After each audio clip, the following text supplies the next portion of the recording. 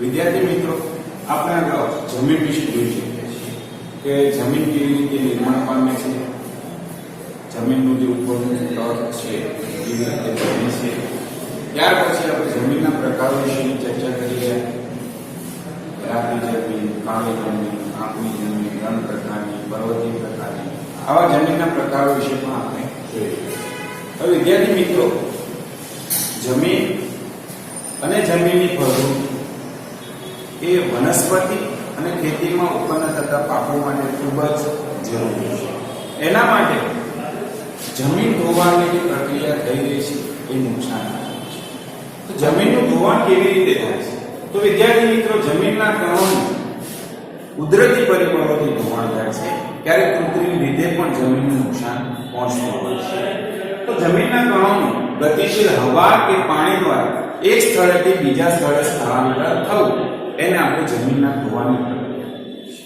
એટલે કે જમીનના ધોવાણમાં જમીનની અંદર જે ઉપલા પળની અંદર રહેલા કણો છે એ કણો કુદરતી પરિબળો દ્વારા એક જગ્યાએથી બીજી જગ્યાએ સ્થળાંતર થાય છે.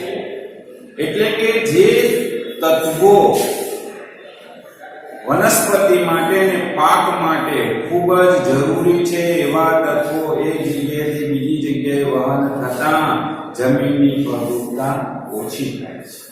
અને એમાં વરસાદ અને તોફાની પવન જમીનના ઉપલા જે પોચું પડ છે એના કણોને એક જગ્યાએથી બીજી જગ્યાએ ખેંચી જાય છે, ફળદ્રુપતા ઘટે છે અને એના કારણે ઉત્પાદન ઘટે છે. તો વિદ્યાર્થી મિત્રો, જમીનનું ધોવાણ એ નુકસાનકારક છે. જમીન આપણું કુદરતી સંસાધન છે અને આપણે એ ધોવાણને અટકાવી શકીએ છીએ. તો જમીન ધોવાણને અટકાવવા માટે આપણે કયા કયા ઉપાયો કરી શકીએ? તો વિદ્યાર્થી મિત્રો, એના માટે આપણે ચરાણની જે પ્રવૃત્તિ છે એને નિયંત્રણમાં લેવી જોઈએ. ચરાણની પ્રવૃત્તિ એટલે જે માલધારી લોકો છે, પશુપાલકો છે, એ પોતાના પશુઓને ચરાવવા માટે જંગલમાં લઈ જાય છે. તો ત્યાં જે પશુઓ ચરે છે ત્યારે એ જમીન જે છે એ પશુઓના પગથી કચરાય છે અને એના કારણે માટીના ઉપલા કણો છૂટા પડે છે અને એ ઉપલા છૂટા પડેલા કણો વરસાદ કે પવન જેવા પરિબળો દ્વારા એક જગ્યાએથી બીજી જગ્યાએ જાય છે અને એ રીતે જમીનનું ધોવાણ થાય છે. તો જો ચરાણની પ્રવૃત્તિ આપણે નિયંત્રણમાં લઈશું તો આપણે જમીન ધોવાણને અટકાવી શકીશું. ત્યાર પછી ઢોળાવવાળી જે જમીનો હોય એ ઢોળાવવાળી જમીનની અંદર સમોચ્ચ રેખીય પગથિયાની રીતે વાવેતર કરીશું. તો એના કારણે શું થશે? તો પાણી સમજી લો ઉપરથી ઢાળમાંથી વહેતું હોય તો જેમ પાણીનો વેગ વધારે હોય એમ જમીનના કણોને લઈ જવાની ક્ષમતા એની વધી જાય છે.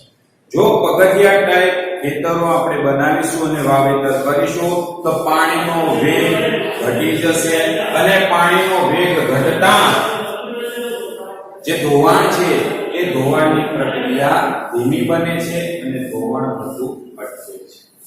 ત્રીજું, પડતર જમીનની અંદર વૃક્ષો વાવવા. તો જે જમીન પડતર છે ત્યાં વૃક્ષો વાવવાથી શું થશે? તો આપણે જાણીએ છીએ કે વૃક્ષો પૂરને નિયંત્રણમાં લાવે છે. વૃક્ષોના જે મૂળ છે એ જમીનમાં ઊંડે સુધી જાય છે, એને કારણે એ વૃક્ષોના મૂળ જમીનને પકડી રાખે છે. તો વૃક્ષો વાવીશું તો પણ આપણે ધોવાણની પ્રક્રિયાને અટકાવી શકીશું. બીજું, આડબંધ બનાવવા જોઈએ. તો વિદ્યાર્થી મિત્રો, જ્યાં પાણીનો વેળો હોય, પાણી સતત પ્રમાણમાં વહેતું હોય, ઢોળાવવાળી જગ્યા હોય, ત્યાં જો આડબંધ બનાવી દેવામાં આવશે તો આડબંધના કારણે શું થશે? તો વહેતું પાણી ત્યાં સુધી ભરાઈ રહેશે. એના કારણે બે ફાયદા થશે. એક ફાયદો એ કે પૂરની પરિસ્થિતિ નિયંત્રણમાં લઈ શકાશે અને બીજો ફાયદો, ભરાઈ રહેલું જે પાણી છે એ ધીમે ધીમે જમીનમાં નીચે ઉતરશે અને એના કારણે ભૂગર્ભ જળ સંપત્તિમાં વધારો થશે. આડબંધ બાંધીને પણ આપણે પૂરને અટકાવી શકીએ છીએ અને પૂરને અટકાવીશું તો એનો સીધો સંબંધ જમીનના ધોવાણ સાથે રહેલો છે. પાણીનો વેગ ધીમો પાડવા માટે ખેતરમાં ઊંડી ખેડ કરવી. તો ખેતર જે ખેડવામાં આવે છે એ ખેડ જો ઊંડી કરવામાં આવે તો પાણીનો વેગ ધીમો પાડી શકાય છે. કારણ કે પાણી એ જે ઊંડી ખેડ કરી છે એની અંદર ધીમે ધીમે પાણી ભરાતું જાય છે, વેગ ધીમો થતો જાય છે અને એ રીતે આપણે જમીનનું ધોવાણ અટકાવી શકીએ છીએ. હવે વિદ્યાર્થી મિત્રો, ભૂમિ સંરક્ષણ ખૂબ જરૂરી છે.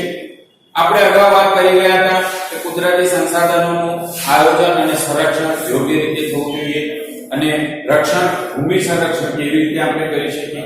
તો વિદ્યાર્થી મિત્રો, જમીનનું ધોવાણ રોકી એની ગુણવત્તા, કારણ કે જમીન એ મહત્વનું કુદરતી સંસાધન છે.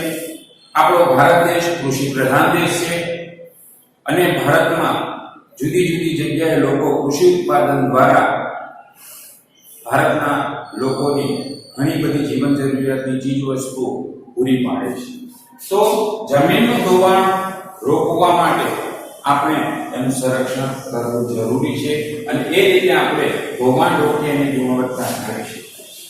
તો એના માટે શું કરવું જોઈએ? તો વિદ્યાર્થી મિત્રો, કે માટીના કણો જે એક જગ્યાએથી બીજી જગ્યાએ સ્થળાંતરિત પામે છે એને જો મૂળ સ્થિતિમાં રાખવામાં આવે, મૂળ સ્થિતિમાં રાખવાનો પ્રયત્ન કરવામાં આવે તો એને આપણે ભૂમિ સંરક્ષણ કહી શકીએ છીએ. તો પૂર અને જાનમાલની સલામતીનું જોખમ છે. જો આ ભૂમિ સંરક્ષણ નહીં કરીએ, આપણે ભૂમિને નહીં બચાવીએ તો પૂર આવશે અને પૂરના કારણે જાનમાલની જે સલામતી છે જોખમમાં મુકાય છે. તો એના માટે પણ ભૂમિ સંરક્ષણ ખૂબ જરૂરી છે. તો ભૂમિ સંરક્ષણ માટે ઉપાયો શું કરી શકીએ આપણે? જોઈ ગયા શા માટે જરૂરી છે? તો જમીનની ગુણવત્તા જાળવવા માટે, બીજું માટીના કણોને મૂળ જગ્યાએ જાળવી રાખવા માટે, ત્રીજું પૂર અને જાનમાલની સલામતી કરવા માટે ભૂમિ સંરક્ષણ જરૂરી છે. ભૂમિ સંરક્ષણના ઉપાયો કયા કયા? તો વિદ્યાર્થી મિત્રો, વૃક્ષો વાવવા જોઈએ, જંગલો વધારવા જોઈએ, જ્યાં જ્યાં પડતર જમીન છે ત્યાં વૃક્ષો વાવીશું અને વૃક્ષોના કારણે આપણે આ ભૂમિ સંરક્ષણ કરીશું. બીજું, નદીના જે કોતરો છે અને પહાડી ઢોળાવો છે ત્યાં પણ વૃક્ષો વાવવા જોઈએ, કારણ કે વૃક્ષો જે નદીનું પૂર છે, પાણીનો પ્રવાહ છે એને રોકે છે અને જમીનને જકડી રાખે છે. રણની નજીકના પ્રદેશો જ્યાં હોય, આપણે જાણીએ છીએ કે રણ પ્રકારની જમીનમાં પણ કેટલીક જગ્યાએ છે જ્યાં ક્ષાર ઓછો છે અને સિંચાઈ દ્વારા ખેતીના પાકો લઈ શકાય છે. એવા વિસ્તારની અંદર અથવા તો એની આજુબાજુની જે ફળદ્રુપ જમીનવાળો વિસ્તાર છે ત્યાં આ રણની રેતી પહોંચે નહીં, એ જમીનની ફળદ્રુપતા ઘટાડે નહીં, એ માટે વૃક્ષોની હારમાળા લગાવવી જોઈએ, વૃક્ષો વાવવા જોઈએ, જેને કારણે રણની માટી ઉડીને બીજા ફળદ્રુપ પ્રદેશની અંદર ન જાય અને એવા સારા ખેતરને કે સારી જમીનને બગાડે નહીં. તો એવી રીતે રણની નજીક પવનો રોકવા માટે વૃક્ષોની હારમાળા સર્જવી જોઈએ, વૃક્ષો વાવવા જોઈએ. નદીઓના પૂરને અન્ય નદીઓમાં વાળવા.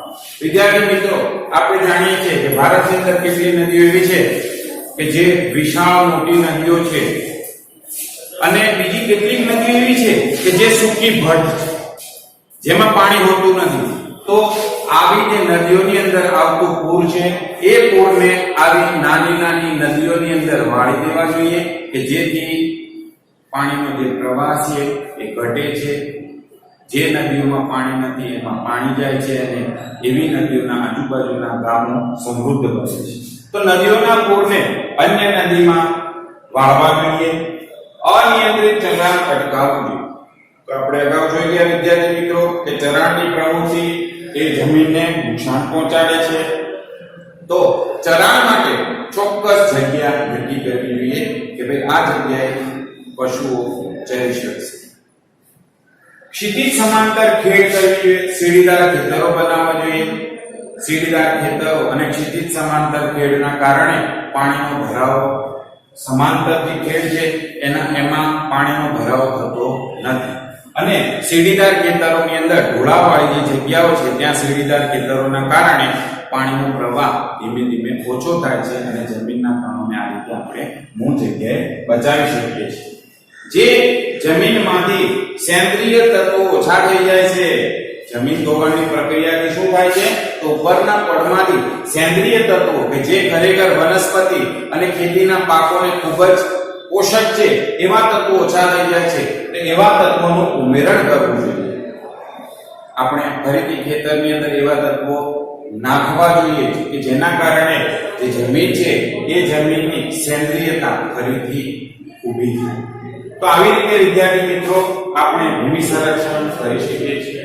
આજના આ વિડીયોની અંદર આપણે જોયું કે જમીન ધોવાણ કોને કહેવાય, જમીન ધોવાણ અટકાવવા માટે આપણે કયા કયા ઉપાયો કરી શકીએ, ભૂમિ સંરક્ષણ એટલે શું, શા માટે ભૂમિ સંરક્ષણ જરૂરી છે અને ભૂમિ સંરક્ષણ માટે આપણે કયા કયા ઉપાયો કરી શકીએ.